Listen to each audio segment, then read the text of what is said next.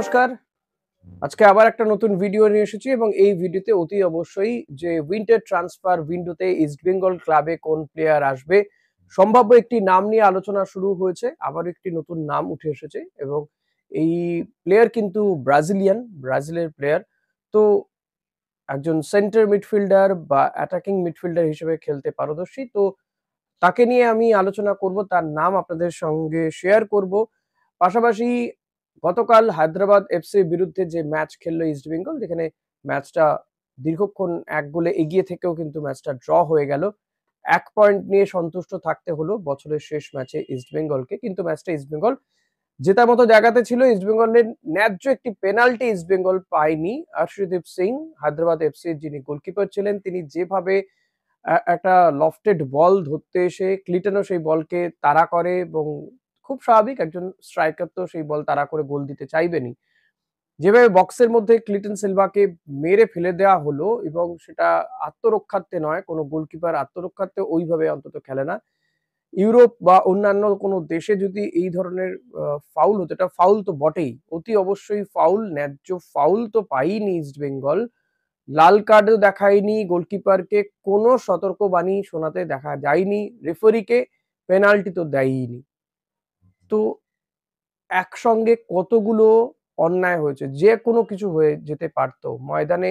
আমরা জানি আরো এক ব্রাজিলিয়ান ফুটবলার জুনিয়রের কি পরিণতি হয়েছিল, এই দেশে খেলতে গিয়ে তাকে প্রাণ দিতে হয়েছিল। কিন্তু গতকালও তেমন কিছু হলেও হতে পারতো, কারণ তার বুকের মানে তলপেটের জায়গাতে কিন্তু যে বুটের যে স্টাড, সেগুলোর দাগ পড়ে গিয়েছিল।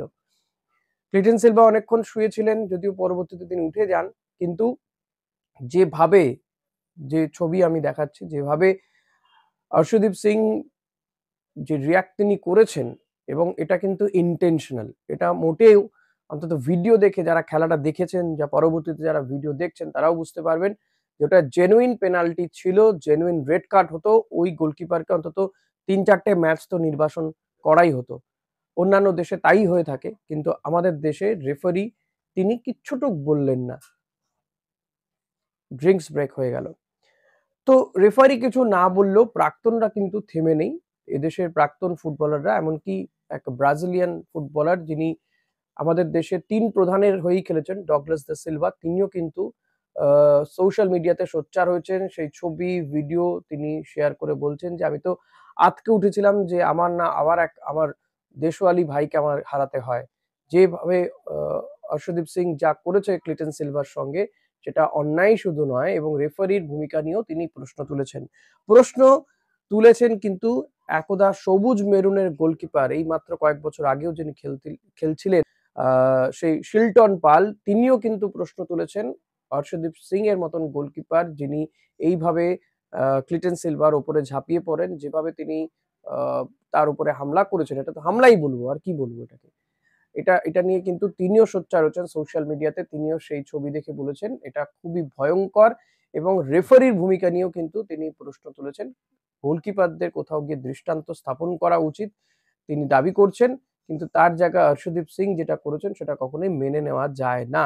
এটা কিন্তু অন্য কোনো দলের প্লেয়ার বলছেন না, একদা সবুজ মেরুনে খেলে যাওয়া প্লেয়ারই কিন্তু বলেছেন। শিলটন পাল, তিনি তিনি কিন্তু বলছেন, শিলটন পাল দীর্ঘদিন মোহনবাগানের হয়ে খেলেছেন, ফলত তার ভেতরে একটা ধরে নেওয়া যায় যে একটা মোহনবাগানি বিষয় রয়েছে তার মধ্যে। কিন্তু সে যখন সোচ্চার হচ্ছেন এই বিষয়টি নিয়ে, তখন মনে হয় যে সবুজ মেরুনের সমর্থকদেরও বোধহয় এটা বোঝা উচিত। যিনি এআইএফএফ এর সচিব, তিনি তো, আমি জানি না, এআইএফএফ এর সভাপতি যিনি রয়েছেন কল্যাণ চৌবে, তিনিও তো গোলকিপার ছিলেন। তো তিনি কি বলবেন এই বিষয়টি নিয়ে, যে এই অর্শদীপ সিং এর যে ভূমিকা দেখা গেল, রেফারির যেভাবে কোনো রিঅ্যাক্টই করলেন না, সেটা নিয়ে কি বলবেন? রেফারিং নিয়ে, আইএসএল এর রেফারিং নিয়ে বারবার প্রশ্ন উঠেছে, কিন্তু বারবারই দেখা যাচ্ছে যে এআইএফএফ কোনো ব্যবস্থা তো নিচ্ছেই না, উল্টে রেফারির মান দিনের পর দিন পড়ে যাচ্ছে। তো কবে যে ঠিক হবে, কবে এই ভারতীয় ফুটবলারদের, এবং এমনিতেই ভারত যে অবস্থায় দাঁড়িয়ে রয়েছে, ভারতীয় ফুটবলার তো বটেই, যারা ভারতে এসে খেলতে আসছেন, তারাও আগামী দিনে আসবেন তো বিদেশি ফুটবলাররা? সেটা নিয়ে কিন্তু একটা সংশয় তৈরি হয়। যদি এই ধরনের মান হয় রেফারিং এর, তো যে কোনো দিন যে কারো প্রাণ চলে যেতে পারে ভারতীয় ফুটবলের সঙ্গে যুক্ত হতে এসে বা ভারতে খেলতে এসে। বিদেশিরা এরপরে আসবেন তো খেলতে, এটা কিন্তু আমার আশঙ্কা হচ্ছে। আমি জানি না আপনারা এই বিষয়টির সাথে সহমত হবেন কি হবেন না, আপনাদের কি মনে হয় সেটা অতি অবশ্যই জানাবেন।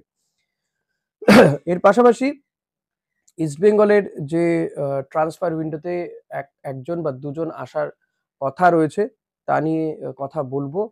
দেখুন, আমরা জানি যে সাউল ক্রেসপোর চোট রয়েছে এবং ২৮ তারিখে রিপোর্ট চলে আসার কথা ছিল। রিপোর্ট কি পাওয়া গিয়েছে সেটা ইস্টবেঙ্গল কর্তৃপক্ষ এখনো রিভিল করেনি। জানুয়ারি মাসে সাউল ক্রেসপো তিনিও চলে আসবেন। তারপর তার চোট পরীক্ষা-নিরীক্ষা হবে, কি অবস্থায় তিনি রয়েছেন। এর পরবর্তীতে ইস্টবেঙ্গলের যে লিস্ট রয়েছে সেখানে যাদের সঙ্গে তারা যোগাযোগ করছেন, যে সমস্ত বিদেশিদের সঙ্গে, তাদের মধ্যে কাকে কনফার্ম তারা করবেন, একজন স্ট্রাইকার, মিডফিল্ডারকে নাকি কোনো শুধুমাত্র মিডফিল্ডারকে, সেটা নিয়ে নিঃসন্দেহে তারা সিদ্ধান্ত নেবেন এবং সেটা অতি দ্রুত হবে। কারণ বছর তো শেষ হতেই চলল। ট্রান্সফার উইন্ডো খুলেও যাবে আর কয়েকদিনের মধ্যে। তবে এরই মধ্যে ইন্দোনেশিয়ার ক্লাবে খেলা একজন ব্রাজিলিয়ান মিডফিল্ডার, যিনি আ সেন্টার মিডফিল্ডার বা অ্যাটাকিং মিডফিল্ডে খেলতে পারেন, ডিফেন্সিভ মিডফিল্ডেও খেলতে পারেন, এমন একজন প্লেয়ারকে নিয়ে চর্চা শুরু হয়েছে। বারিতো পুতেরায় খেলেন এই মিডফিল্ডার, ব্রাজিলিয়ান মিডফিল্ডার। ১৫ টা ম্যাচ খেলে ৩ টে গোল করেছেন, ১ টি অ্যাসিস্ট করেছেন। ৩০ বছর বয়সী এই মিডফিল্ডার এর হাইট ৫ ফুট ১১ ইঞ্চি এবং যেটা জানা যাচ্ছে লুকাস মারিলেত্তো দ্য ক্রুজ তাকে নিয়ে আসা হতে পারে ইস্টবেঙ্গল ক্লাবে এবং তিনি মাদি তালালের পরিবর্তে হিসেবে একদম ঠিকঠাক হবেন বলে মনে করছেন অনেকে এবং তার ট্রান্সফার ফি বা এই মুহূর্তে মার্কেট ভ্যালু খুব বেশি নয় বলে জানা যাচ্ছে। ফলত তাকে নিয়ে আসার একটা চান্সেস রয়েছে এবং এক্ষেত্রেও কিন্তু অস্কার ব্রুজোর একটা হাতযশ রয়েছে। অস্কার ব্রুজো কিন্তু তাকে নিয়ে আসতে পারেন। কথাবার্তা চলছে বলে শোনা যাচ্ছে, যদিও স্টিল বলবো যে যেহেতু ইস্টবেঙ্গল কর্তৃপক্ষ এখনো কিছু বলেনি, এটা নিয়ে আলোচনা চলছে কয়েকটি জায়গাতে আমি দেখলাম। তো সেই আলোচনার পরিপ্রেক্ষিতেই তার সম্পর্কে যেটুকু তথ্য আমি পেলাম সেটাই আপনাদের সামনে তুলে ধরলাম, যে এই উইন্টার ট্রান্সফার উইন্ডোতে যে সমস্ত প্লেয়ার গুলোর কথা আমি বলেছি আমার এই ভিডিওতে, আমার আগের ভিডিওগুলোতেও তাদের নিয়ে চর্চা চলছে। এখন লেটস সি কাকে ইস্টবেঙ্গল কর্তৃপক্ষ নিয়ে আসে। জানুয়ারি মাসে তো তাকে আমরা দেখবো মাঠে খেলতে। তবে অস্কার ব্রুজোর যে কোচিং, সেই কোচিং নিয়ে কিন্তু প্রত্যেকেই প্রশংসা করছে। কারণ ১ম ৬ টা ম্যাচে ইস্টবেঙ্গলের তালিকা একদম নিচে ছিল।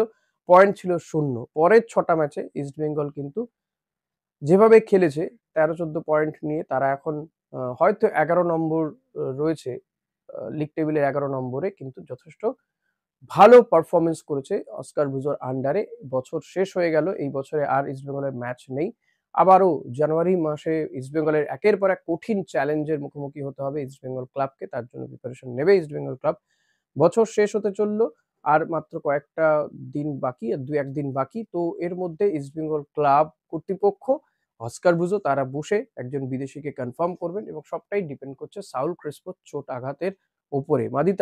সেক্ষেত্রে মাদি তালাল বা সাউল ক্রেসপো, মানে দুজনের পরিবর্তে ২ টো প্লেয়ার আসবে, নাকি সাউল ক্রেসপোকে রেখে দেওয়া হবে, মাদি তালালের পরিবর্তে কাউকে নিয়ে আসা হবে, তো সেটা ডিপেন্ড করছে ইস্টবেঙ্গল কর্মকর্তা, ইমামি গ্রুপ এবং অস্কার ব্রুজোর উপরে, অতি অবশ্যই সাউল ক্রেসপোর চোটের উপরেও। তো দেখা যাক আপনাদের কি মনে হয়, সেটা অতি অবশ্যই কমেন্ট করে জানাতে ভুলবেন না। চ্যানেলে নতুন হলে সাবস্ক্রাইব করে নেবেন, ভিডিওটি শেয়ার করবেন, লাইক করবেন। ধন্যবাদ।